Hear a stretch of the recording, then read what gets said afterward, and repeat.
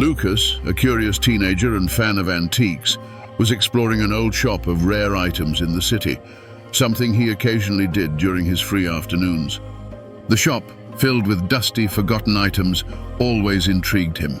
But that day, something in particular caught his attention.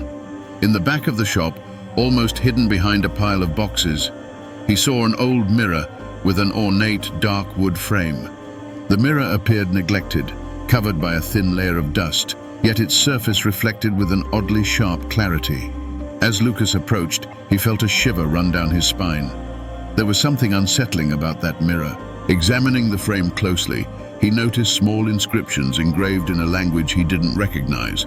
Next to the mirror, there was a yellowed piece of paper containing handwritten instructions. Play alone and face your reflection, or play in a group and see the reflection of your lives. Whoever wins changes their fate. Whoever loses forfeits their soul. Lucas didn't believe in superstitions, but curiosity got the better of him. He decided to take the mirror home, thinking it would be fun to show it to his friends. Little did he know that by doing so, he was opening the door to something much darker than he could ever imagine. The next day, Lucas gathered his friends, Rafaela, Gabriel, and Marina, at his house. They were all bored, looking for something different to do. When Lucas revealed the mirror and read the instructions aloud, the friends laughed, thinking it was just a joke. "Shall we play?" Gabriel suggested, half in a challenging tone. The others agreed, not realizing that the simple act of accepting that game would change their lives forever. The four teenagers sat in a circle around the mirror, which was now clean and eerily gleaming in the dim light of the room. Lucas, still holding the yellowed instructions, hesitated for a moment before starting to read the rules aloud. Each player must look at their reflection and ask a question about their future. The mirror will show an answer, but don't believe everything you see. Lucas paused, feeling a knot forming in his stomach. Something about that sentence deeply unsettled him, but he didn't want to seem cowardly in front of his friends. Rafaela was the first to lean forward, staring directly into the mirror. Her reflected image seemed normal, but as she thought of a question, the reflection began to change.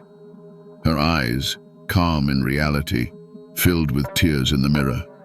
Her image started silently sobbing, a deep anguish distorting her face. Rafaela recoiled, feeling a wave of fear. "What was that?" she asked, her voice trembling. The others looked at the mirror but saw only the usual reflection, as if nothing had happened. Gabriel, trying to keep the mood light, laughed and said, "It must have been your imagination, Rafaela. Let me try." He approached the mirror and, with a challenging air, asked aloud, "Will I get the job I want?" The mirror remained unchanged for a moment, but then Gabriel's image began to distort. His reflection smiled, but it was not a friendly smile. His teeth, which appeared sharp and slightly elongated in the reflection, grotesquely emerged as the mirror showed a version of Gabriel laughing maniacally. "This isn't funny, Lucas. Stop this prank," Gabriel said, suddenly recoiling, but Lucas wasn't doing anything. Marina, the most skeptical of the group, thought it was all just an optical illusion. She leaned towards the mirror, determined to prove it was all nonsense. As she looked at her reflection, she waited for something strange to happen. At first, nothing changed, but then her reflection started moving independently. Marina was still, but in the mirror, her image began to approach the surface as if trying to come out of the mirror. Marina abruptly pulled back, her heart racing. The mirror returned to normal, reflecting their frightened faces. Silence fell over the group, and the room seemed to grow colder. Something was terribly wrong with that mirror. Lucas tried to calm his friends, but he himself was terrified. He felt a sinister presence emanating from the mirror, something that shouldn't be there. Every time they looked into it, it was as if a part of them was being sucked in, as if the mirror was trying to steal more than just their reflections. No one wanted to continue the game, but a strange compulsion kept them from simply stopping. They felt that if they didn't finish, something much worse would happen. A deep terror settled in their minds, a fear not of the mirror itself, but of what it represented. A portal to a reality where evil could manifest freely. And then, as if the mirror had a will of its own, the light in the room flickered, and they heard a faint whisper coming from within the mirror. Continue, or lose everything. It was no longer just a game, but a silent battle against something ancient and malevolent that had awakened, something determined to steal not only their souls, but their realities as well. After the whisper, the air in the room became heavy, almost suffocating. The group was paralyzed, each trapped in their own terrified thoughts. The feeling that something invisible was watching them, lurking, was almost tangible. No one wanted to be the next to look into the mirror, but the fear of stopping the game was even greater. Lucas, feeling responsible for bringing the mirror, decided he had to continue. He approached slowly, his hands trembling as he forced his eyes to fix on the reflection. As he stared at his own face, a wave of dread washed over him. Something was wrong with the reflection, but he couldn't pinpoint exactly what. Suddenly, the mirror darkened as if a shadow had passed behind the glass. When the image cleared again, Lucas was no longer seeing his own face. Instead, the mirror showed a distorted version of his room, empty except for an indistinct figure moving slowly through the darkness. He recognized the figure. It was himself, but something was horribly wrong. The figure in the mirror was pale, with sunken, lifeless eyes, like a walking corpse. It moved erratically, as if controlled by something external. Then, the figure turned towards where Lucas was standing, but in the reflection, there was no one watching. The figure smiled, a vacant, soulless smile. Lucas instinctively recoiled, but couldn't look away. His reflection in the mirror began to approach, its demented expression growing as it advanced. When the figure finally reached the edge of the mirror, Lucas felt a cold chill take over his body, as if the thing was about to cross into the real world. Then, the reflection raised a hand and struck the other side of the glass. A loud, sharp sound echoed through the room, making everyone jump. At that moment, the light flickered violently, and Lucas saw his reflection smiling in a way he never would. He knew then that the mirror was trying to switch places with him, steal his life, and leave him trapped in that distorted reality. Lucas screamed and pulled away from the mirror, gasping for breath, panic evident on his face. The others tried to calm him, but their own fears were at the surface. They realized that the game was not just a macabre pastime, but a deadly trap designed to toy with their minds and torment their souls. Lucas' reflection returned to normal, but the image of that other self, smiling insanely, was burned into his mind. He knew that this was not a dream or an illusion. The mirror had shown an alternate reality, a reality where he was no longer himself, where something evil inhabited his body. As Lucas realized that with each glance at the mirror, they were closer to losing their identities, he noticed it was chipping away at their sanity piece by piece. And now the only question left was, who would be the next to look, and what would they see in the reflection? The silence in the room was oppressive. The four friends were in a state of shock, each trapped in their own terrifying thoughts about what they had just witnessed. Lucas was still trembling, trying to shake off the image of that distorted reflection that seemed to want to take him away. Rafaela, who had always been the most rational of the group, tried to convince herself that all this was just an illusion, a trick of light or a psychological effect caused by the game's suggestion. But as she looked at the mirror, a part of her knew that something was deeply wrong, something that defied any logical explanation. Determined to prove that it was all a hoax, she took a deep breath and approached the mirror. The fear grew in her chest, but she forced herself to keep her eyes fixed on the reflection. As she stared at her own face, a sense of discomfort washed over her, as if the mirror was probing her mind, searching for something to use against her. Suddenly, the image in the mirror began to distort. Rafaela's reflection grew darker, her facial features slowly warping. Her eyes, once full of life, were now empty, devoid of any emotion. Her mouth twisted into a malevolent smile, something she would never do. Then, the reflection began to speak. It wasn't an audible sound, but Rafaela could hear the words in her mind, like intrusive thoughts. The voice in her head was cold, cruel, whispering her deepest fears, the insecurities she had always tried to hide from others. The reflection spoke of loneliness, of failure, of how no one around her truly cared. It was as if the mirror was revealing the darkest truth she had been avoiding.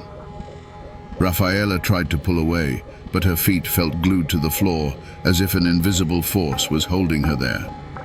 The terror grew as the reflection moved closer and closer, as if it was trying to escape the mirror. The twisted smile widened, and the reflection reached out, pressing a hand against the glass, trying to break through. In the back of her mind, Rafaela felt a malevolent presence, something that wanted to enter her mind, take over her will. She knew that if she kept looking into the mirror, she would lose control of herself completely. She would be replaced by that monstrous version that stared back at her from the other side. With a scream of desperation, Rafaela finally managed to pull away from the mirror, falling back onto the floor. The mirror returned to normal, reflecting only the room and the terrified faces of her friends. But for Rafaela, nothing was normal. She could feel that a part of her had been left behind in the mirror, and that whatever it was still trying to invade her mind. Lucas and Gabriel rushed to help her, but she pushed them away, trembling. Her eyes were full of fear, but also a dark determination. Rafaela knew that the mirror was far more dangerous than any of them could imagine. And now, the psychological terror didn't just come from the fear of the unknown, but from the certainty that the mirror was trying to destroy them from the inside out, using their own fears and insecurities against them. As she stood up, Rafaela looked at the mirror one last time, swearing to herself that she would never look into it again. But deep down, she knew the mirror was not done with them, and that the worst was yet to come. After Rafaela's terrifying experience, the group fell into silence, each trying to process what had just happened. The mirror, which initially seemed like just an old and curious object, had now become a threatening presence in the room, radiating an evil energy that seemed to grow by the minute. Marina, who had always been the most skeptical, could no longer ignore what was happening. She felt a constant chill in the room, as if the very atmosphere was being drained by the mirror. But unlike the others, she didn't want to admit the fear that was overwhelming her. Instead, she tried to rationalize what she had seen, telling herself that it was all just psychological suggestion, a collective hysteria. However, as time passed, Marina began to notice small changes within herself.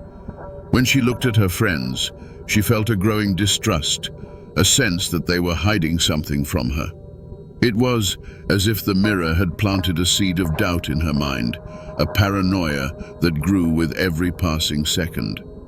Lucas, who was sitting next to her, noticed that Marina was acting strangely.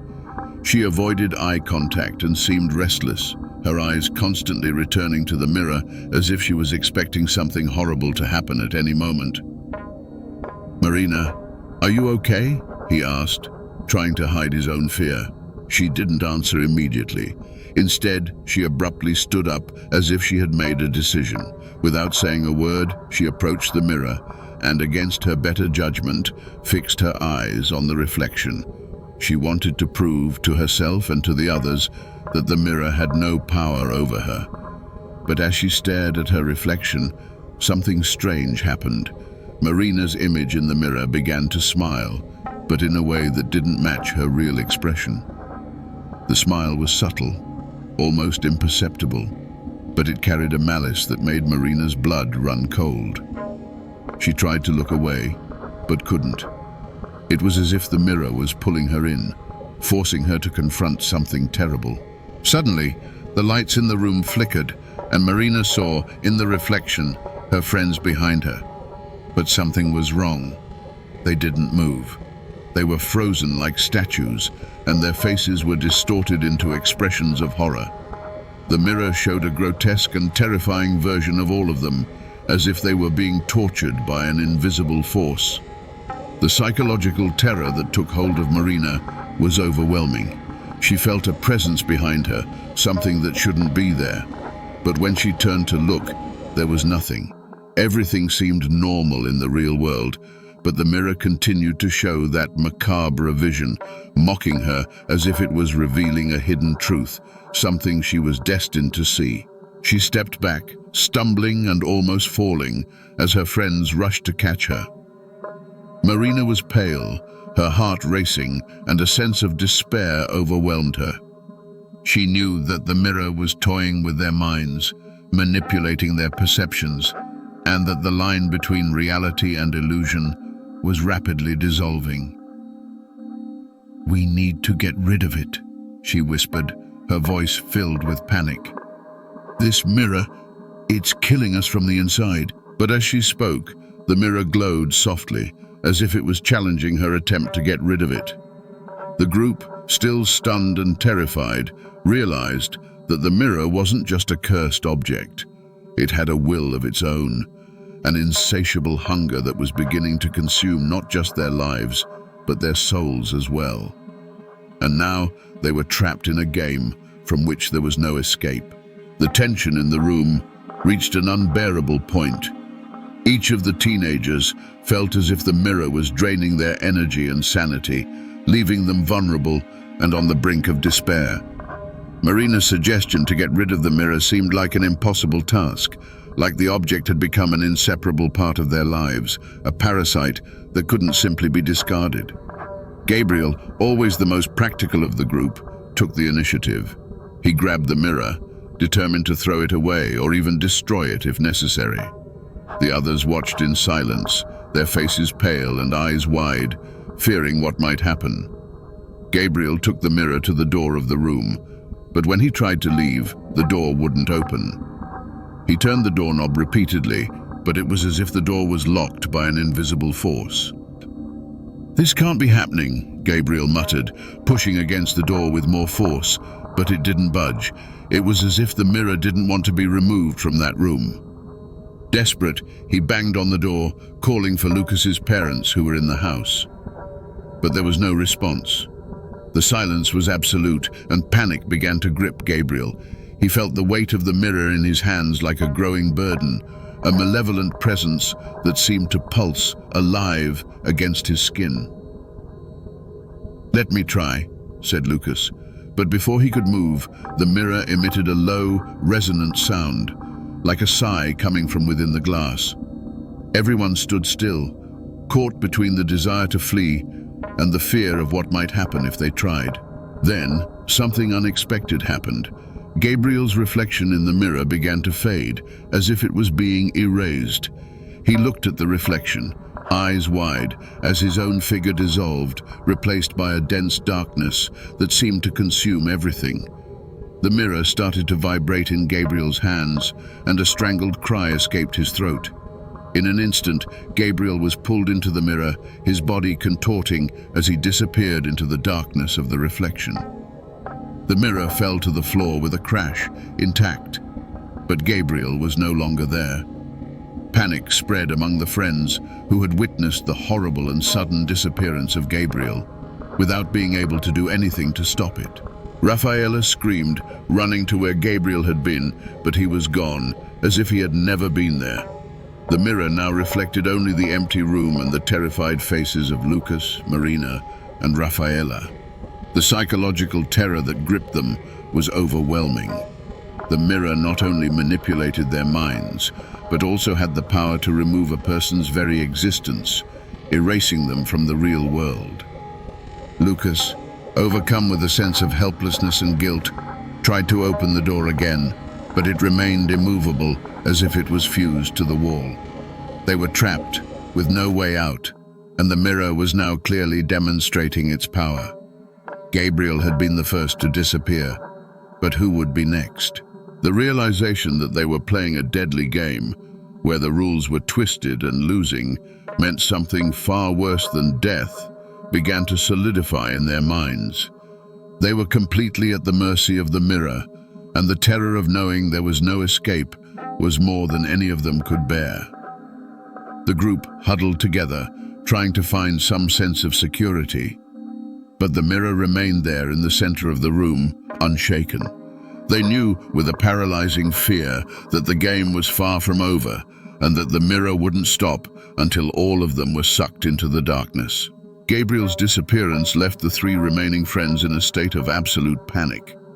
The mirror, now resting on the floor, seemed more threatening than ever, as if it were patiently waiting for its next victim. The silence in the room was sharp, interrupted only by the rapid and uncontrolled breathing of Rafaela, Marina, and Lucas. Lucas was the first to try to react. He knew they couldn't just wait to see who would be next. They needed to take action, but what? Destroying the mirror seemed impossible, and the locked door suggested they were trapped in an inescapable trap. "We need to stay calm," Lucas said, trying to sound more confident than he actually was. There might still be a way out of this. However, Marina was on the verge of a breakdown. She backed into the corner of the room, hugging her knees, her eyes fixed on the mirror, as if she were waiting for it to move on its own. The images of Gabriel being sucked into the mirror played over and over in her mind, and each time she thought about it, the terror grew. Something inside her told her that the mirror wasn't finished, that it was only just beginning. Rafaela, who had been the most rational until then, began to feel a strange compulsion within herself. It was as if the mirror was calling her name, whispering promises she couldn't fully understand, but that drew her in an unsettling way. Every passing second, the urge to look into the mirror grew stronger, almost irresistible. "Don't look at it," Lucas shouted, realizing Rafaela was about to succumb to the same fate as Gabriel. He ran to her, gripping her shoulders and shaking her, trying to pull her away from that invisible force. "Rafaela, you have to resist." She blinked, as if waking from a trance, but the desire to look into the mirror was still there, burning in her mind. She knew that if she gave in, there would be no turning back. But the temptation to discover what the mirror had to offer was almost unbearable.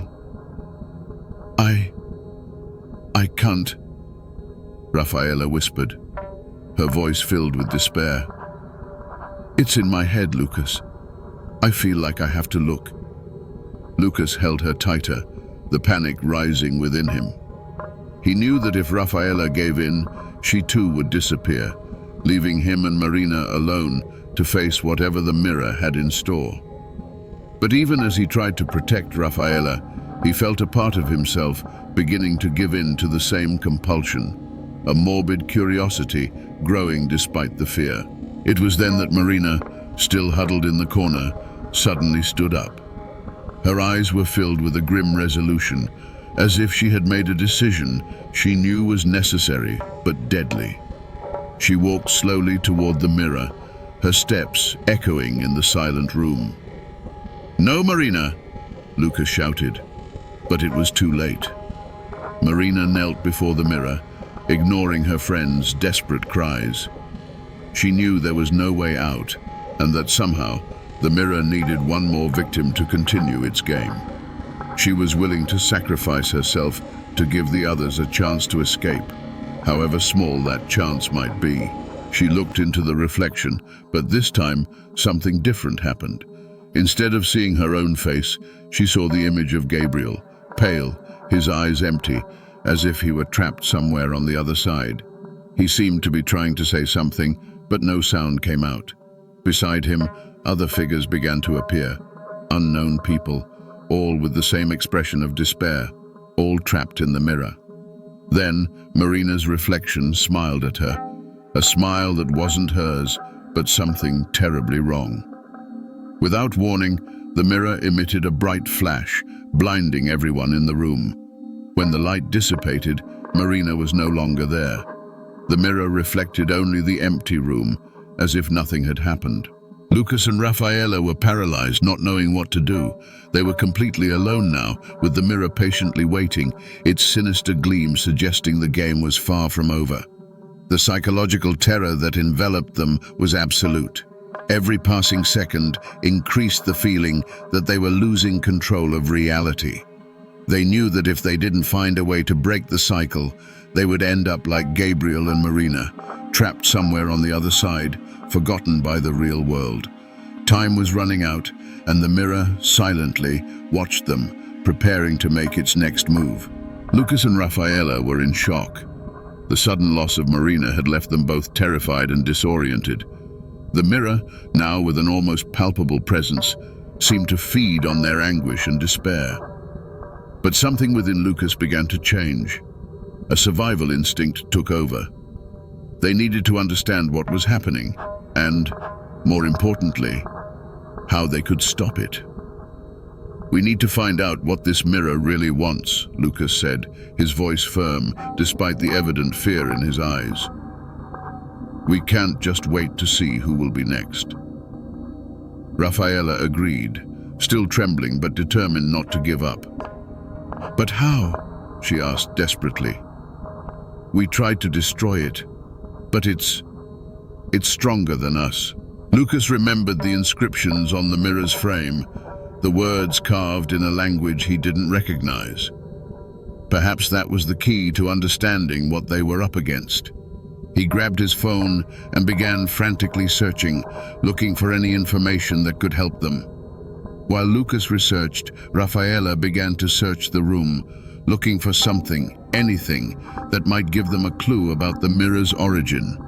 She opened drawers, cabinets, sifted through old papers, until she finally found something hidden under a pile of old books. The same yellowed sheet with the game's instructions that Lucas had read earlier. "Lucas, look at this," Rafaela called, handing the sheet to him. Lucas took the paper and began reading it again, this time more carefully. The words were almost identical to what he had read, but now he noticed something different. There was an additional sentence at the bottom of the page, in small, faded letters. "The only way to break the cycle is through the final sacrifice. The one who looks last must confront their reflection without fear." Lucas' heart raced as he read those words. What did final sacrifice mean? He looked at Rafaela, who was visibly disturbed. "What does this mean?" she asked, her voice full of uncertainty. Lucas knew the words meant more than just a warning. The mirror had been playing with them from the start, manipulating their minds. But it also seemed to follow its own rules. If they could understand and use those rules to their advantage, there might still be a chance. "I think the mirror wants us to face our greatest fear," Lucas said slowly. "Maybe that's the only way to defeat it, or at least to stop it." Rafaela looked at the mirror, which remained still, but its presence was undeniable. The idea of confronting the mirror again was terrifying, but they had no other choice. If the final sacrifice was the only way out, they needed to decide who would be the last to look. "I'll do it," Lucas said, suddenly making a decision. "I'm the one who brought this mirror here. If someone has to face this, it should be me." Rafaela protested, but she knew Lucas was right. He had always been the leader of the group, and now he was willing to do whatever it took to protect her. But before he could approach the mirror, Rafaela grabbed his arm. "No, Lucas. We'll do this together. I don't know what's going to happen, but I'm not going to let you do this alone." Lucas nodded, knowing there was no time to argue. They slowly approached the mirror, side by side, prepared to face whatever came next. They knew this could be the last thing they did together, but they were determined not to let the mirror win. The room fell silent as they approached. The mirror, as if sensing their resolve, began to emit a faint glow, as if waiting for the final confrontation. Lucas and Rafaela, hands clasped tightly together, finally looked into the reflection, and that was when the mirror began to reveal its true nature. Lucas and Rafaela positioned themselves in front of the mirror, their hearts racing and hands trembling but steady. The mirror, which had previously reflected only terrifying distortions, now seemed darker, almost as if it were absorbing all the light in the room. The faint glow it emitted became increasingly intense, creating a heavy and oppressive atmosphere around them. When they finally dared to look directly into the mirror, what they saw left them utterly speechless. It wasn't just a normal reflection. It was a deeply disturbing vision of their own lives, distorted in a way that defied any logic. Lucas' reflection showed a version of himself that was unrecognizable, pale, with lifeless eyes and a smile that conveyed no human emotion. In the mirror, he was alone in a dark room, surrounded by shadows that moved slowly around him as if they were about to devour him.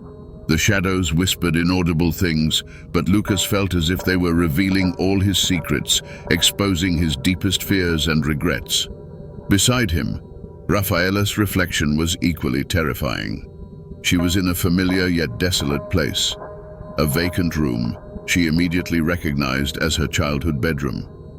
In the mirror, she was a fragile and scared figure, with tears streaming down her face. But the most disturbing part was the presence of a distorted version of herself, slowly approaching, extending a skeletal hand as if it wanted to pull her into that nightmare. "Lucas, what's happening?" Rafaela whispered, feeling panic rise within her. Before Lucas could respond, the reflections began to move independently, as if they were coming to life.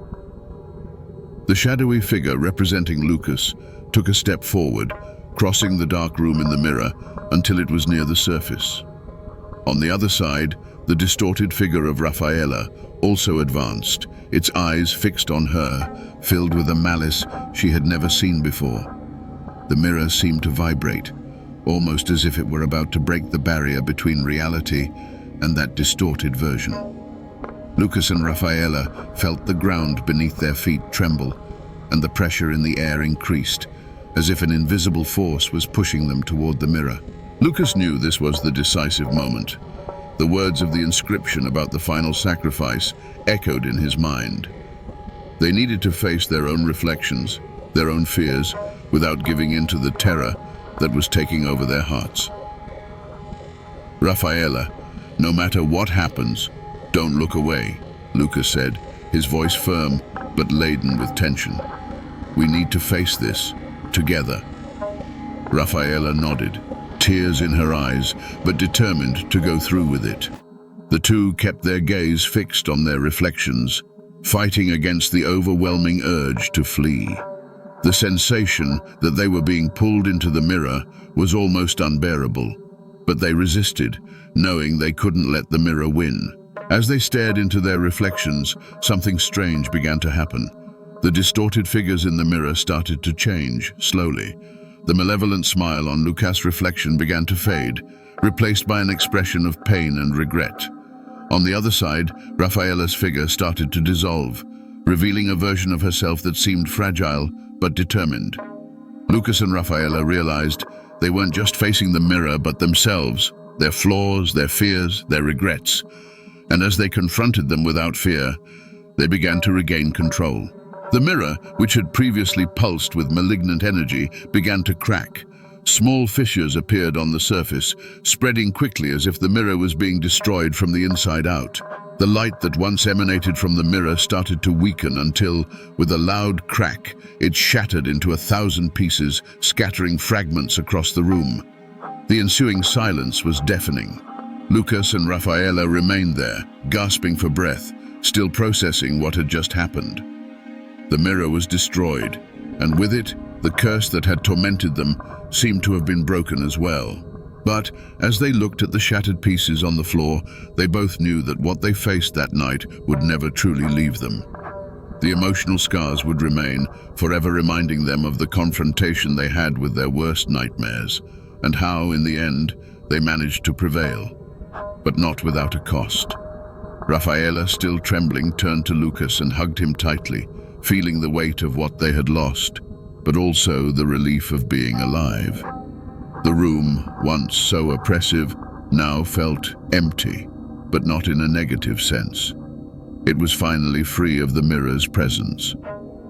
They knew they had survived, but the experience would mark them forever, a shadow in their memories, reminding them of how close they came to losing everything. Lucas and Rafaela remained embraced for a long time, both trying to find some comfort in the fact that they had survived that hellish night. The room was silent, but it wasn't the oppressive silence from before. It was a silence of relief, of a battle finally won. Finally, Lucas pulled back slightly and looked at Rafaela, his eyes filled with concern. "Are you okay?" he asked, his voice low and gentle. Rafaela nodded slowly, but there was a deep sadness in her eyes. "Yes, I think so. But what about Gabriel and Marina?" she asked, her voice trembling, fearing the answer. Lucas lowered his gaze to the shattered pieces of the mirror on the floor. The terror they had faced was real, but the fate of Gabriel and Marina was still shrouded in mystery. There was no sign of them in the room, and the mirror, now destroyed, seemed to have taken any clues about where they might be. "I don't know, Rafaela," Lucas replied, his voice heavy. "But we need to try to find out what happened. We can't just leave them behind." Rafaela agreed, but they both knew it wouldn't be easy. With the mirror destroyed, any connection they had to the place where Gabriel and Marina might be seemed to have been severed. However, the hope of finding an answer, no matter how remote, was something they couldn't give up. "Let's get out of here," Rafaela suggested, trying to sound strong. "We need help. We need to tell someone what happened." Lucas agreed, and together they began to move toward the door. This time the doorknob turned easily, and the door opened without resistance. The house seemed different now, more welcoming, but the feeling that something terrible had happened there still lingered in the air. They descended the stairs in silence, trying to gather the courage to explain what had happened. When they reached the living room, they were greeted by a sight that left them perplexed. Lucas' parents were sitting on the couch, reading and watching TV, completely unaware of what had happened upstairs. "Mom? Dad?" Lucas called hesitantly. Lucas' parents looked at him with calm and somewhat confused expressions. "Hi, dear. Is everything okay?" "You've been very quiet up there," Lucas' mother said, with no hint of awareness of the terror their children had just faced. Rafaela and Lucas exchanged incredulous looks. How was it possible that their parents hadn't heard anything, hadn't felt the malevolent presence that had infested the house?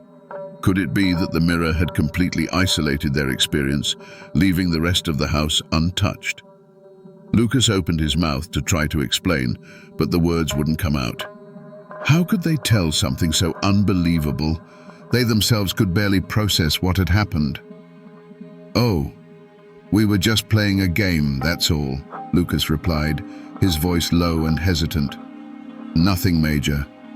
Lucas' parents smiled, accepting the explanation without question, before returning to their usual tranquility.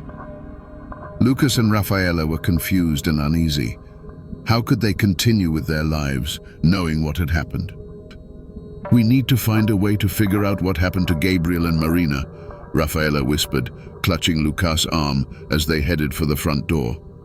"We can't leave it like this." Lucas agreed. "Well, look for help. Someone who understands this kind of thing. Someone who can help us find answers." He looked up at the dark sky outside, feeling that the night still held many secrets.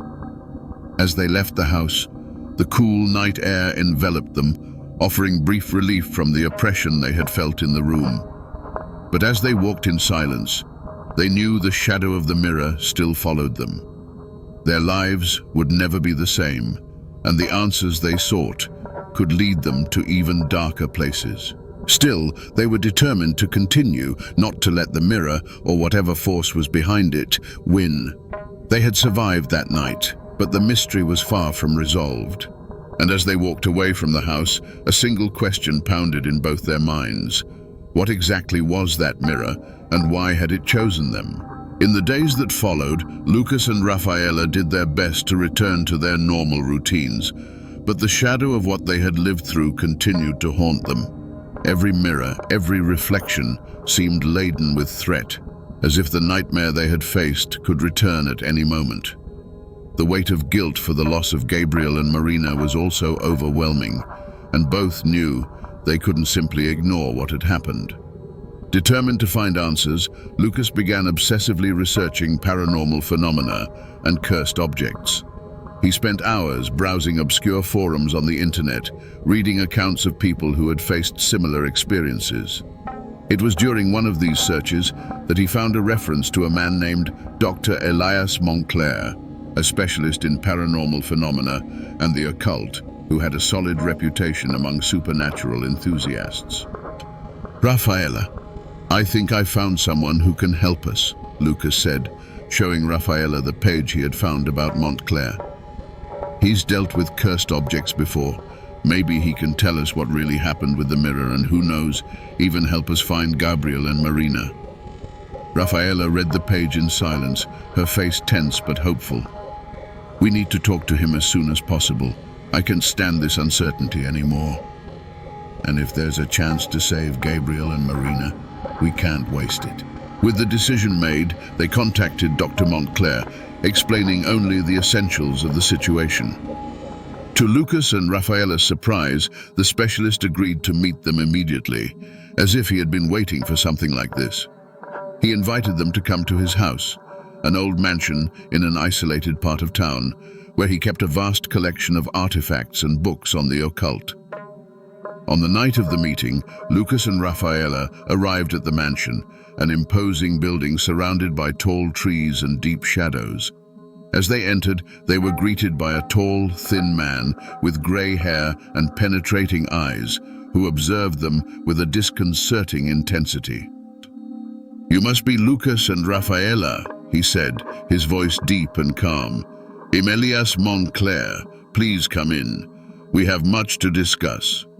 The interior of the mansion was dark and filled with antiquities, with shelves crammed with old books and strange objects that Lucas and Rafaela couldn't identify. The atmosphere inside was dense but not oppressive. On the contrary, there was something comforting about the place, as if it were a refuge against the dark forces Lucas and Rafaela had faced. They were led to a sitting room where Montclair invited them to sit in worn leather armchairs. On the table, there were several lit candles, casting a soft, flickering light that barely managed to chase away the shadows on the walls. "Tell me everything," Montclair said, crossing his hands and leaning slightly forward. "Leave out no detail, no matter how strange or insignificant it may seem." Lucas and Rafaela recounted everything that had happened since they found the mirror until Gabriel and Marina disappeared.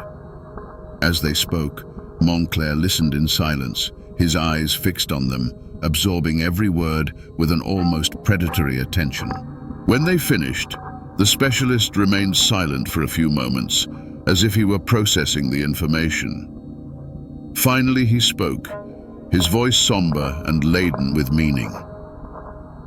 "The mirror you found is no ordinary object," he said slowly. "It is a portal created centuries ago by an occultist who sought power over life and death. This mirror was designed to manipulate realities, distorting what is seen and drawing those who use it into a dark plane where their souls can be trapped." Rafaela felt a chill run down her spine. "So, Gabriel and Marina, are they trapped in that place? Is there any way to bring them back?" Montclair took a deep breath before responding. "There is a way, but it is extremely dangerous. To rescue them, you will need to confront the mirror again in a ritual that must be conducted with precision. Any mistake could result in you being trapped as well." Lucas and Rafaela exchanged a tense look, but they knew they had no choice. They had to try, even if it meant facing again the horrors that almost destroyed them. "We're willing to do whatever it takes," Lucas said, his voice firm but laden with contained fear. Montclair nodded slowly. "Very well. Let's start preparing the ritual. But remember, there are no guarantees of success. And if you fail, there will be no second chance." With that warning hanging over them, Lucas and Rafaela knew they were about to enter a final confrontation that could save their friends or doom them forever. The tension was palpable as Dr. Elias Montclair began the preparations for the ritual. Lucas and Rafaela watched in silence, the weight of responsibility hanging over them. The old specialist moved with precision and calm, like someone who had done this many times before. But even he seemed burdened by an unusual gravity. Montclair led them to a larger room at the back of the mansion, lit only by candles and decorated with strange symbols that Lucas and Rafaela couldn't identify. In the center of the room was a circle drawn on the floor, composed of ancient runes that glowed softly in the flickering light. "This is the circle of protection," Montclair explained as he finished the details. "Once inside it, you will be protected from the mirror's direct influences, but only while the ritual is being performed. Any interruption could be fatal." He turned to a table on the side, where a series of objects were arranged.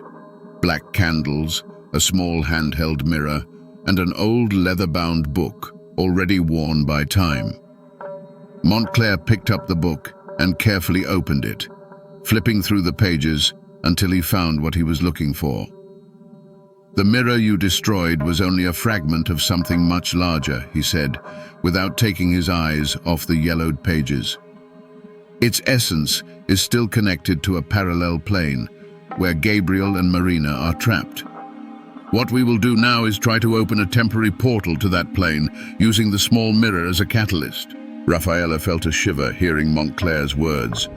The idea of confronting the mirror again, even in a smaller form, was terrifying, but she knew there was no other option. Lucas, beside her, was equally apprehensive but determined to proceed. "The ritual requires both of you to enter the circle," Montclair continued. "You must concentrate and keep your minds clear.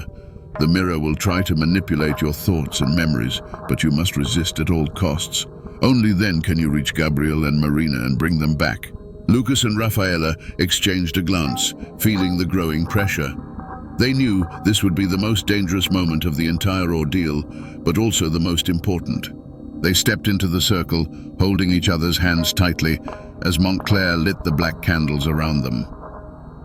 "Close your eyes and focus on the image of Gabriel and Marina," Montclair instructed, his voice echoing softly in the room. "Imagine them as they were, visualize them clearly. This will help guide you to the plane we're going to." Lucas and Rafaela obeyed, trying to keep their minds focused on their friends. Memories of happy moments together passed through their minds as the soft sound of Montclair's voice filled the room. "When I give the signal, look into the handheld mirror," Montclair continued, his voice now lower and more solemn. "It will be the portal. Do not leave the circle, no matter what you see or hear.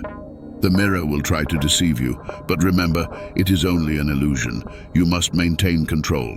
With those words, Montclair began reciting words in an ancient and unknown language, chanting in a rhythm that seemed to reverberate through the walls of the mansion. The air around them began to vibrate, and the room seemed to shrink and expand simultaneously. Lucas and Rafaela felt a strange lightness, as if they were being slowly pulled somewhere else. But they kept their eyes closed, focused on Gabriel and Marina. Suddenly, Montclair's chanting ceased, and a profound silence fell over the room. Lucas and Rafaela felt a cold, heavy presence around them, as if something were watching them. The silence was broken by Montclair's voice, now a tense whisper. "Now, open your eyes and look into the mirror." With hearts racing, Lucas and Rafaela opened their eyes and looked directly into the handheld mirror Montclair held before them. The reflection they saw was not of their own faces, but of a dense, pulsating darkness that seemed to expand, trying to engulf them. And then, slowly, two figures began to emerge from the darkness within the mirror. At first, they were just indistinct shadows, but as they came closer, Lucas and Rafaela could see the faces of Gabriel and Marina, pale and frightened, as if they were trapped in a nightmare they couldn't escape. "Gabriel! Marina!" Rafaela shouted, reaching out to the mirror, but Montclair held her back firmly. "Don't touch the mirror," he warned. "You must bring them back with your mind, not with your body. Focus." Lucas and Rafaela did their best to follow the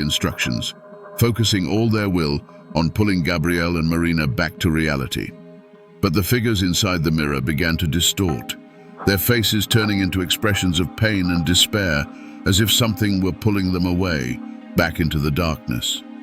"Don't give up," Montclair exclaimed, his voice more urgent. "You're almost there." The mirror began to tremble violently, as if it were about to shatter.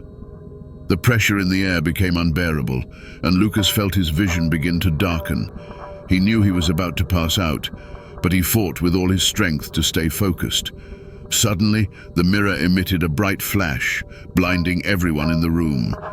When the light dimmed, Lucas and Rafaela fell to their knees, exhausted and gasping for breath. The handheld mirror was shattered into 1,000 pieces on the floor, but the circle around them remained intact. Montclair rushed to them, his expression grave, but with a touch of hope. "Did you do it?" Rafaela asked, her voice weak, but filled with expectation. Montclair looked at the space where the mirror had been, then at Lucas and Rafaela, with a cautious expression. "I don't know," he replied slowly. But something changed. Something was released. "We need to check." With difficulty, Lucas and Rafaela got to their feet, helped by Montclair. They knew the final step was ahead, discovering if Gabriel and Marina had indeed been brought back, or if the mirror had taken them forever. The outcome was still uncertain, and the sense of imminent danger had not completely disappeared. But one thing was clear. They were closer to the truth, and that truth, whatever it was about to be revealed. Still breathless, Lucas and Rafaela clung to the hope that Gabriel and Marina might have been brought back, but the uncertainty gnawed at them. Montclair, with a somber and focused expression, guided them back to the mansion's main room. The atmosphere felt heavier than before, as if an invisible presence hovered over them, watching every move. "We need to check if something has truly changed," Montclair said, his voice laced with caution. "But remember, whatever we find, we need to be prepared. Not everything may be as it was before." Lucas and Rafaela exchanged tense glances. Montclair's words, though expected, brought to the surface the fear of the unknown. What if Gabriel and Marina had returned, but not in the way they hoped? The thought that their friends might be different, affected by the time they spent on the other side, was terrifying. Montclair approached a large table draped with a dark cloth in the center of the room. He pulled the cloth away, revealing an ancient map of the city, surrounded by candles that cast dancing shadows on the walls. Carefully, he lit a few more candles, creating a circle of light around the map. "This map is linked to the ritual we just performed," Montclair explained. "If Gabriel and Marina were truly brought back, we'll be able to locate them here. But be vigilant. The map might show more than just what we want to see." With a slow gesture, Montclair extended his hand over the map and began murmuring words in an ancient language, similar to those he had used during the ritual. The air around them seemed to vibrate, and a light breeze swept through the room as if something had been awakened. Suddenly, small lights began to twinkle on the map, like stars appearing in a night sky. Two of them stood out in particular, softly blinking at opposite points in the city. "They're here," Rafaela whispered, a mix of relief and apprehension in her voice. "They've come back." But Montclair didn't seem so optimistic. He frowned as he studied the lights on the map, then swiftly waved his hand over one of the glowing points, extinguishing it. "Something is wrong," he said gravely. "One of the signals is distorted. Gabriel and Marina may have returned, but something else might have come back with them." A chill ran down Lucas' spine. The idea that they might have brought something unknown and possibly dangerous back, along with their friends, was terrifying. "What should we do?" Lucas asked, trying to remain calm, but feeling panic rising. "We need to find them as quickly as possible," Montclair replied, his eyes fixed on the map. "And we must be prepared for the worst. Whatever they brought back may not be friendly." Rafaela squeezed Lucas' hand, her expression reflecting the fear and determination they both felt. They knew they couldn't turn back. They had to press on, face whatever was lurking, and rescue Gabriel and Marina from any danger that still threatened them. Montclair retrieved a small leather pouch from a nearby drawer and handed it to Lucas. Inside were a series of amulets and stones that seemed to pulse with a faint energy. "Use these for protection," Montclair instructed. "These amulets have been blessed to repel malevolent forces. Don't separate, and above all, stay focused. If anything seems out of the ordinary, trust your instincts." Lucas and Rafaela took the amulets, feeling a slight warmth radiating from them. It was a small comfort amidst the chaos they were facing, but any help was welcome. "Where do we find them?" Rafaela asked, looking back at the map. Montclair pointed to the two remaining glowing points. "Marina's signal is coming from an old cemetery on the outskirts of the city. Gabriel seems to be near an abandoned church in the center. You'll need to split up to reach them quickly, but don't go alone. I will accompany you." The idea of splitting up made Lucas and Rafaela hesitate, but they knew time was of the essence. If the ritual had brought something back other than their friends, they needed to act quickly to avoid more tragedies. "Let's go to the cemetery first," Lucas suggested. "Then we can go to the church together." Montclair agreed, and the three of them left the mansion, heading into the cold and silent night. The deserted streets seemed even darker than before, as if the entire city were enveloped in an atmosphere of fear and suspense. As they walked, the weight of what they were about to face grew heavier. They knew they were about to cross the threshold between the real world and the supernatural, in a way that had no return. And what they would find, whether in the cemetery or the church, could change their lives forever. With the cemetery looming in the distance, emerging from the shadows like a spectre, Lucas, Rafaela, and Montclair braced themselves to face the unknown. Gabriel and Marina's fate was in their hands, but the sense that something much darker awaited them was impossible to ignore. The night was cold and silent as Lucas, Rafaela, and Montclair approached the old cemetery on the outskirts of the city. The full moon cast a pale glow over the worn tombstones and twisted trees, creating shadows that seemed to move on their own. The place had an oppressive atmosphere, as if the very air was heavy with the weight of forgotten ancient stories. Montclair led the way, holding a lantern that illuminated the narrow gravel path leading to the cemetery's center. Lucas and Rafaela followed closely, clutching the amulets they had been given. Each step seemed to echo in the darkness, as if they were disturbing something that should have been left in peace. "Marina should be around here," Montclair murmured as he examined the map he had brought with him. The lantern's light danced over the paper, revealing the exact location of the glowing point that represented Marina. "We're close." The cemetery was filled with old graves, some so deteriorated that the names engraved on the tombstones were barely legible.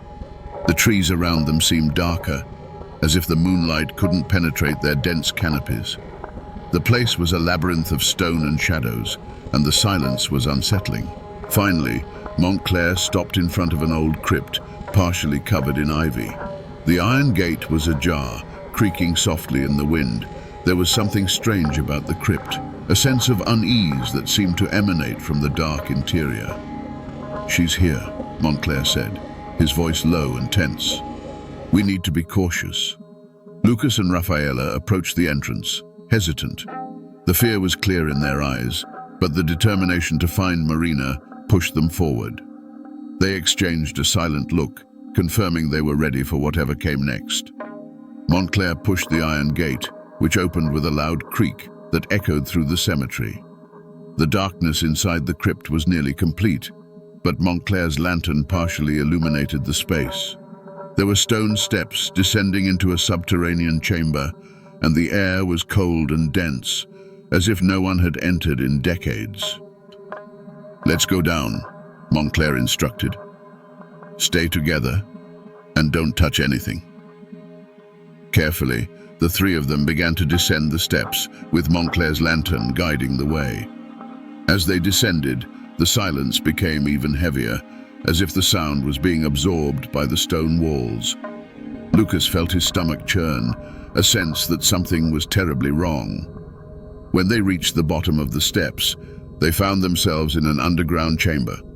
The walls were rough stone, covered in moss and ancient inscriptions that Lucas couldn't understand.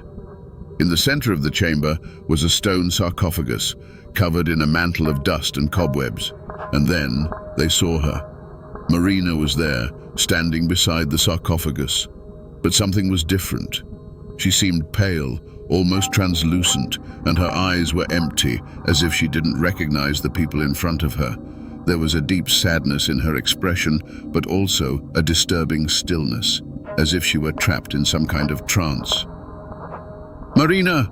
Rafaela called, stepping forward. But Marina didn't respond. She just slowly turned her head, as if she had heard a distant sound, and her lips moved in an inaudible whisper. Lucas felt a chill run down his spine, seeing his friend in that state, and he knew at that moment that something had come back with her. "Don't approach," Montclair warned, raising his hand. "Something is holding her here. We need to figure out what it is before we try to bring her back." Montclair began inspecting the sarcophagus and the surrounding walls, looking for clues. Rafaela, unable to bear seeing Marina in that state, began to cry silently, clutching the amulet tightly. As Montclair worked, Lucas watched Marina closely. He noticed that she was holding something in her hands, something small and shiny. With effort, he slowly approached, trying to understand what it was. When he was just a few steps away, he finally saw what Marina was holding. The same figure that had once been in the darkness of the mirror. It was a small figure made of metal, an ancient amulet that seemed to pulse with a life of its own. Lucas knew immediately that this object was the key to what was happening. "Marina, give that to me," Lucas asked softly, extending his hand. But before he could touch her, Marina raised her eyes, and for the first time, he saw a spark of emotion in her gaze. Fear. She seemed to want to say something, but the words wouldn't come out. And then, suddenly, she stepped back, as if she were being pulled by an invisible force. "No!" Rafaela cried, rushing toward her. Montclair, who had finally found what he was looking for, raised a silver amulet toward Marina and began to recite an ancient prayer, the words echoing through the chamber. The figure in Marina's hand began to glow intensely, and the chamber was filled with a blinding light. When the light dimmed, Marina fell to her knees, the metal amulet slipping from her hand and rolling away. Lucas and Rafaela ran to her, embracing her as she cried, her consciousness finally returning. "Lucas, Rafaela," Marina whispered, her voice weak and trembling. He's still here." Montclair, still holding the silver amulet, looked around the chamber with a grave expression. "Whatever is holding Marina wasn't destroyed," he said in a somber tone. "The ritual we performed wasn't enough. Something stronger is at play, something that's still lurking." Lucas, Rafaela, and Marina felt fear rising again. The rescue of Marina was only a partial victory. The true enemy was still hidden in the shadows, waiting for the right moment to strike. "We need to get out of here," Montclair said, already heading for the stairs. "And then we need to figure out exactly what we're dealing with. Only then can we save Gabriel and finally end this curse." With Marina supported between them, Lucas and Rafaela followed Montclair back to the surface, the fear now mixed with renewed determination. They knew the danger was far from over, but they also knew they couldn't back down. They had to continue, for Gabriel, for Marina, and for themselves. As they left the cemetery, the night seemed even darker, and the sense that something was watching them from the shadows lingered. They were on the threshold of a final confrontation, and with each step, they felt the weight of what was to come. After rescuing Marina from the cemetery, Lucas, Rafaela, and Montclair knew that the next step was even more dangerous. Gabriel was trapped somewhere near the abandoned church in the city center, and time was against them. With Marina recovered, though visibly shaken and weak, the group prepared for the final confrontation. The abandoned church, situated in the heart of the city, was an old Gothic building that had been closed for decades. With its tall towers and broken windows, the structure exuded an air of decay and mystery. Many stories had been told about the place, from secret cults to unexplained disappearances, but no one dared to explore its depths. As they walked through the deserted streets towards the church, the air seemed colder, and a chilling wind blew through the dark alleys. The weight of the mission they were about to undertake was palpable, and none of them dared to speak, as if every word could attract the attention of something unwanted. Marina, still weak, walked between Lucas and Rafaela, her eyes constantly scanning the shadows, as if she feared something might emerge at any moment. She still held the silver amulet given to her by Montclair, and with each step, she seemed more determined to help in Gabriel's rescue. Finally, they arrived at the church.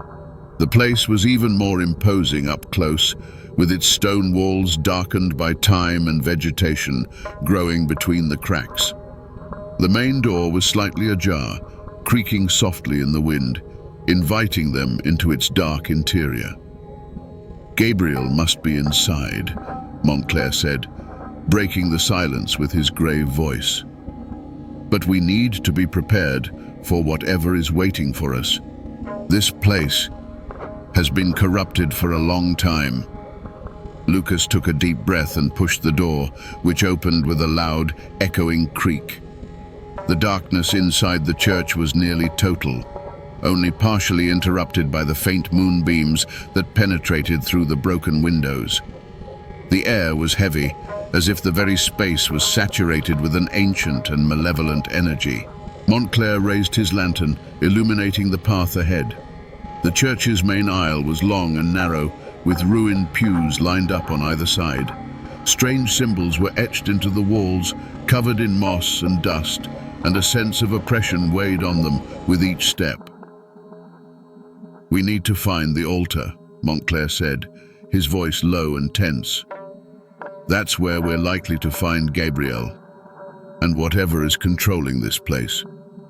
As they advanced, Lucas felt a chill run down his spine. Something was wrong with the silence around them, as if they were being watched. The sense that something malevolent was present in the church grew stronger with each passing moment. Suddenly, they heard a sound, a low, indistinct whisper coming from the distant shadows. Lucas stopped, his heart pounding, as he tried to identify where it was coming from. Rafaela gripped his hand, feeling the same growing fear. "Lucas, did you hear that?" she whispered, her eyes wide with fear. Before Lucas could respond, the whisper became clearer, and they both recognized it immediately. "Gabriel!" they shouted in unison, running towards the sound.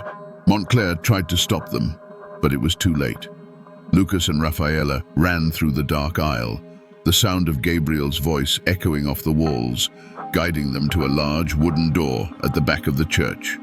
Without hesitation, Lucas pushed the door open, revealing a vast, dark room where the altar once stood. In the center of the room, illuminated by a faint light emanating from an opening in the ceiling, stood Gabriel.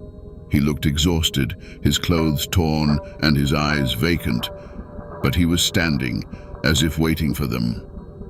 "Gabriel!"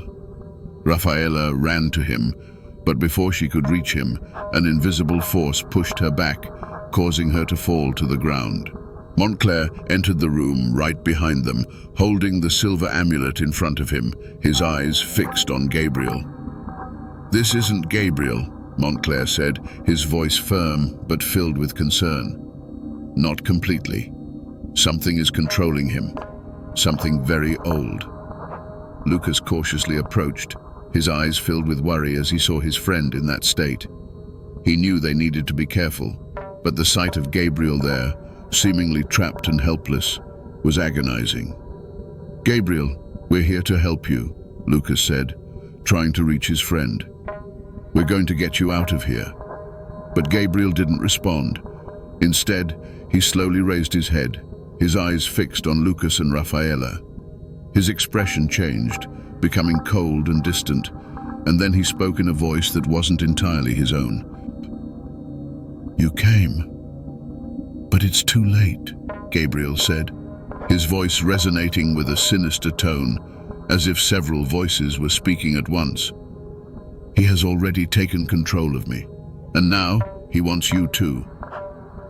Montclair stepped forward, reciting a prayer in a grave tone. The silver amulet began to glow intensely, and Gabriel recoiled, screaming in agony as the light enveloped him. "Lucas! Rafaela!" Montclair shouted. "Use the amulets! We need to weaken the entity to free Gabriel!" Without hesitation, Lucas and Rafaela raised the amulets Montclair had given them, directing them at Gabriel. The light emanating from the amulets merged with Montclair's, creating a field of energy that began to envelop Gabriel, forcing the entity controlling him to reveal itself. Suddenly, the room was filled with a sharp, inhuman scream as a dark, distorted figure began to emerge from Gabriel's body. The entity seemed made of pure shadows, with glowing eyes that radiated pure malice. It struggled against the light from the amulets, trying to cling to Gabriel, but the combined force of the three was beginning to weaken it. "Keep going," Montclair shouted, his voice firm but strained with effort. "We're almost there." The entity let out another scream, this time of despair, before finally detaching itself from Gabriel, disappearing into a cloud of shadows that dissipated into the air. Gabriel collapsed to the floor, unconscious but free from the malevolent influence. Rafaela ran to him, tears streaming down her face. Lucas knelt beside her, feeling immense relief as he saw that Gabriel was breathing. "He's alive," Rafaela whispered, holding Gabriel tightly. "We did it." Montclair approached, visibly exhausted but satisfied. "Yes, we did, but we can't let our guard down. The entity was banished, but not destroyed. It's still out there, waiting for an opportunity to strike again." Lucas and Rafaela helped Gabriel to his feet, supporting him as he slowly regained consciousness. He seemed disoriented, but relieved to see his friends by his side. "Lucas, Rafaela," Gabriel murmured, his voice weak. "Thank you. I thought I'd never see you again." "We're here, Gabriel, and we won't let anything hurt you again," Lucas replied with determination. With Gabriel now safe, the group knew they had won an important battle, but the war was far from over. The evil they had faced was far from defeated, and as they prepared to leave the church, the feeling that something was watching them from the shadows didn't leave them. The night still held dark secrets, and the sense that the final confrontation was approaching was inescapable. But for now, they had something to fight for, and they were determined not to let the darkness win. With Gabriel recovered, the group left the abandoned church, walking together through the dark night. The relief of having rescued Gabriel was palpable, but the sense that something was still wrong remained, like a shadow that couldn't be ignored. Montclair was visibly tired, but his determination hadn't diminished. "We need to return to my mansion," Montclair said as he helped Gabriel walk. "There's still much to be done. The entity we faced wasn't destroyed, only temporarily banished. We need to understand more about it before it attacks again." Lucas, Rafaela, and Marina agreed in silence. They were exhausted, both physically and emotionally, but they knew they couldn't stop now. The journey back to Montclair's mansion seemed longer than before, each step heavy with the uncertainty of what was to come. When they finally arrived, the mansion seemed welcoming, a refuge against the darkness that surrounded them. Montclair led them straight to the main room, where ancient books and mystical artifacts were scattered across the table. The soft light of the candles flickered on the walls, creating an environment that felt both safe and enigmatic. "Please, sit down," Montclair said, indicating the leather chairs around the table. "We need to discuss what happened and how we'll proceed from here." The group settled in, feeling the weight of what they had faced. Gabriel, still pale and visibly shaken, looked at Montclair with gratitude and concern. "What happened to me in that church?" Gabriel asked, his voice weak but filled with urgency. "I felt something inside me, something I couldn't control." Montclair sighed, placing his hands on the ancient map of the city that still lay on the table. "The entity we faced is ancient, very ancient," he began, his voice grave. "It feeds on fear, anguish, and the darkness that exists within each of us. When you found the cursed mirror, you opened a portal for this entity. It used the mirror as a channel to enter our world and eventually found a way to possess you, Gabriel." Gabriel shuddered upon hearing this, remembering the moments of horror when he felt he was losing control of himself. "So, is that thing still out there?" Rafaela asked, the worry evident in her voice. Montclair nodded slowly. "Yes, and it won't stop until it finds a new host or is completely destroyed. But to do that, we need to understand better what we're dealing with. We need to find the source of this entity's power." Lucas looked at Montclair, determined. "How can we do that? Where do we start?" Montclair opened one of the ancient books that lay on the table, revealing pages filled with symbols and texts written in an archaic language. He flipped through a few pages until he found what he was looking for, a detailed drawing of a circle of ancient stones surrounded by runes and inscriptions. "This is the Circle of Morrigan, a site of power that has existed for centuries," Montclair explained, pointing to the drawing. "It said that this circle was used in ancient rituals to channel supernatural energies. If the entity we faced is connected to this place, we might find a way to destroy it once and for all." Marina, who had been silent until then, finally spoke, her voice trembling slightly. "This place, the Circle of Morrigan, is dangerous, isn't it?" Montclair looked at her seriously. "Yes, it's extremely dangerous, but it's also our best chance. If we can get there and perform the correct ritual, we can seal the entity forever. But any mistake could cost us dearly." Silence fell over the group as everyone pondered what they had just heard. The idea of facing the entity again was terrifying, but they knew they had no choice. The threat needed to be eliminated, not only to ensure their safety, but also to prevent others from being affected. "When do we leave?" Lucas asked, the determination clear in his eyes.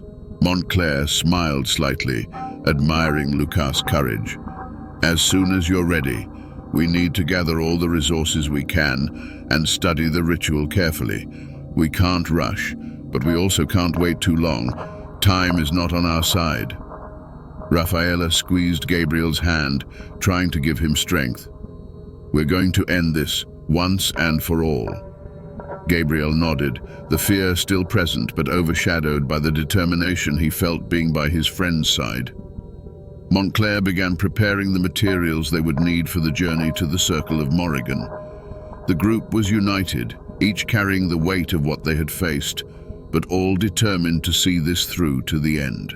As Montclair explained the details of the ritual and distributed the necessary amulets and protections, the feeling that they were approaching the final confrontation intensified. They knew the path would be arduous and dangerous, but there was no turning back. The Circle of Morrigan awaited them, and with it, the fate of all who had been affected by this curse. The final battle was approaching, and their hope of survival depended on their courage, unity, and the knowledge they had acquired thus far. Dawn brought with it a light mist that covered the city, making the streets silent and deserted as the group prepared for the journey to the Circle of Morrigan. The heavy atmosphere reflected the tension everyone felt. They knew that what was to come would be the greatest challenge of their lives. Montclair led the march, guiding them along the winding roads that snaked out of the city and toward the dark hills where the Circle of Morrigan was located. Lucas, Rafaela, Gabriel, and Marina followed closely, each carrying a small leather bag containing the amulets and artifacts needed for the ritual. "The Circle of Morrigan is in a clearing deep in the forest," Montclair explained as they walked. "It's an ancient place where the boundaries between our world and the spiritual are thinner. Many rituals have been performed there over the centuries, and the power emanating from the site is dangerous if not controlled. As they approached the forest, the daylight seemed to dim, even though it was still early. The trees were tall and twisted, and the mist enveloped the path ahead, creating a sense of isolation from the outside world. Lucas felt a shiver run down his spine. The place exuded an ancient and malevolent energy. Finally, after hours of walking, they arrived at the clearing where the Circle of Morrigan stood. The ancient stones, arranged in a perfect circle, were covered in moss and ancient inscriptions that glowed faintly in the mist. The air was dense, and the presence of the entity felt palpable, as if it were lurking, watching them. "This is the place," Montclair said, stopping at the center of the circle. "We need to prepare quickly. Time is not on our side, and the entity knows we're here." Lucas, Rafaela, Gabriel, and Marina positioned themselves around Montclair, forming a small circle within the stones. Montclair began drawing symbols on the ground with chalk, creating a protective circle around them. He murmured words in an ancient language, sealing the space against any external interference. "Once the ritual begins, the entity will try to stop us," Montclair explained as he continued the preparations. "It may try to manipulate our minds, create illusions, or even attack physically. We need to stay focused and not allow it to break the circle." Marina held Gabriel's hand, feeling the nervousness grow inside her. "Gabriel, we're going to make it, aren't we?" she whispered, her voice trembling. Gabriel squeezed her hand, trying to convey confidence. "Yes, we will. We're in this together, and we won't let that thing win." Lucas and Rafaela exchanged determined looks. They knew they needed to be mentally prepared for whatever came next. None of them could give in to the fear or illusions the entity might create. Montclair finally completed the protective circle and distributed the amulets among the group, asking each of them to hold theirs firmly. He then knelt at the center of the circle, holding the ancient book of rituals open in his hands, and began to recite the words that would connect them to the power of the Circle of Morrigan. As Montclair recited the words, the air around them began to vibrate, and the inscriptions on the circle's stones glowed with increasing light. The ground beneath their feet seemed to pulse, as if the very earth was reacting to the ritual. Suddenly, a gust of cold wind swept through the clearing, and the presence of the entity became unmistakable. The shadows at the edge of the circle began to move, and a low, guttural sound, like a distant growl, reverberated through the mist. "Stand firm," Montclair shouted, without interrupting the chant. "Don't let it break the circle." The shadows around them began to materialize into grotesque, distorted shapes that advanced toward the group. They seemed like creatures made of pure hatred and despair, with glowing eyes and sharp claws that tore at the air. Lucas, Rafaela, Gabriel, and Marina held their amulets tighter, feeling the energy flowing through them.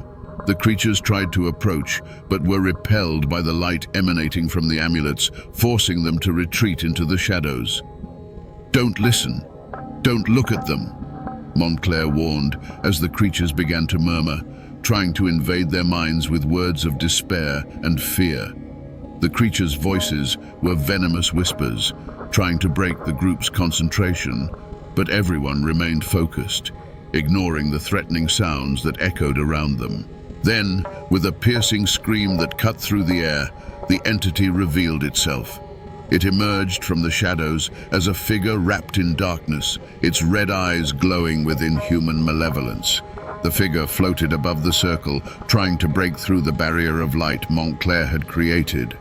"You will not destroy me," the entity roared, its voice a chorus of hundreds of dark voices. "I am eternal. I am the fear that dwells within you all." Montclair continued the chant, his voice firm and unwavering as the light of the circle intensified. The entity writhed, struggling against the force that oppressed it, but the power of the ritual was beginning to overpower it. "Now!" Montclair shouted, raising the book above his head. Use your amulets and channel all your strength to the center of the circle. Lucas, Rafaela, Gabrielle, and Marina raised their amulets at the same time, directing all the energy they felt toward the circle. The light emanating from the amulets converged at the center, merging with the power of the protective circle. The entity let out a deafening, inhuman scream as its shadowy form disintegrated into fragments that scattered into the air. The light in the circle shone intensely, blinding everything around, and the earth trembled as the entity was finally banished back to the void from which it came. When the light began to dim, silence returned to the clearing. The shadows had disappeared, and the air was calm, as if a storm had passed. Montclair, exhausted but triumphant, lowered the book and looked around. "We did it," he murmured, panting. "The entity has been sealed. The Circle of Morrigan did its job." Lucas, Rafaela, Gabriel, and Marina fell to their knees, exhausted but relieved. They knew they had faced something truly evil and triumphed, but the price had been high. Montclair approached the group, a tired smile on his face. "You were incredibly brave. The entity has been destroyed, but we can never forget what happened here. This experience has changed us forever." The group remained silent, reflecting on what had just happened. They knew the emotional scars would remain, but they also knew they had won a battle that could have destroyed many others. As the sun began to rise on the horizon, dispelling the mist and illuminating the clearing, the group prepared to leave the Circle of Morrigan. They were ready to return to the real world, but they knew that despite having defeated the entity, the experience they had there would never truly leave them. They had faced the darkness and emerged victorious, but now they needed to find a way to move forward with the certainty that they were forever connected by what they had shared. The sun began to rise on the horizon, bathing the clearing in a soft golden light. The shadows that had surrounded the group during the night were dissipated, and the Circle of Morrigan, which once seemed a place of dark power, now appeared serene, almost peaceful. The weight of the battle was finally beginning to lift, replaced by a calm they hadn't felt in a long time. Lucas, Rafaela, Gabriel, Marina, and Montclair stood in silence for a moment, allowing the reality of their victory to settle in. The fresh morning air was filled with new hope, a sense that, at long last, the nightmare had ended. "Is it really over?" Gabriel asked, still a bit incredulous, but with a spark of relief in his eyes. Montclair nodded, a tired smile crossing his face. "Yes, Gabriel, the entity has been banished for good. The ritual at the Circle of Morrigan was powerful enough to seal it in a place where it can no longer reach us. You all made that possible." Rafaela approached Gabriel and hugged him, tears finally streaming down her face. "I thought I'd never see you again," she murmured, her voice full of emotion. Gabriel returned the hug, feeling the same mixture of relief and gratitude. "We're together, Rafaela. We did it. Now we can finally move on." Marina, who had been the first to be affected by the mirror, looked at the group, her face still marked by fear, but with a new light in her eyes. "I don't know how to thank you all. You saved me, saved all of us." Lucas approached Montclair and shook his hand firmly. "We couldn't have done this without you, Dr. Montclair. You guided us when everything seemed lost. We owe our lives to you." Montclair smiled and shook his head. "You had the strength within you all along, Lucas. I just helped direct it. You faced your fears and overcame something that few could. That is something that should never be forgotten." With the mission accomplished and the weight of the entity finally lifted from their shoulders, the group began to prepare to leave the clearing. The path back to the city seemed less oppressive, as if the world was beginning to open up to them again. As they walked, the silence was replaced by soft conversations where each began to share their hopes for the future. They knew it wouldn't be easy to forget what they had gone through, but they also knew that the experience had made them stronger and more united. When they arrived back in the city, the daylight was already shining brightly, and the world seemed new, renewed. Montclair's mansion was in sight, and the group knew this would be their last stop before they went their separate ways. Inside the mansion, Montclair prepared tea for everyone, a simple way to begin processing everything that had happened. The group sat around the large table in the main room, where so many plans had been made. But now the atmosphere was much lighter, filled with a sense of accomplishment. "What will we do now?" Marina asked, looking at the others with a mix of curiosity and uncertainty. Lucas was the first to respond, his voice firm and confident. "I think it's time to move on, try to return to our normal lives, knowing that we're not the same anymore. What we went through here shaped us, but we don't need to let it define us forever." Rafaela nodded, a light smile on her lips.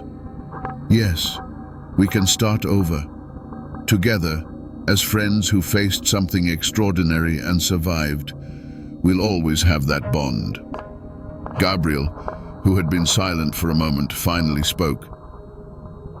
"I want to live my life fully now. I don't want to be haunted by what happened anymore. I want to make it count." Montclair watched them with pride, satisfied to see that the young people were ready to move forward. "You have a bright future ahead of you. And remember, no matter what happens, you'll always have each other, and you'll always have the knowledge that you faced evil and won." The group finished their tea in silence, each lost in thoughts about what the future held. But at the same time, they all felt a deep and unshakable connection that bound them together forever. When they finally stood to leave, Montclair accompanied them to the door. He watched as they descended the mansion steps, ready to face the world again. "If you need me, you know where to find me," Montclair said, his voice filled with sincerity. Lucas looked back, nodding with a smile. "Thank you, Montclair, for everything." The group began to walk together down the road, toward the city and the future that awaited them.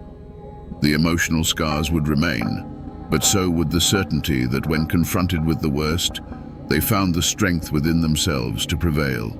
The sun was high in the sky now, bathing the city in golden light, as if the world was giving them a new chance, and they were ready to embrace it. As they walked, the feeling of freedom and hope grew within each of them.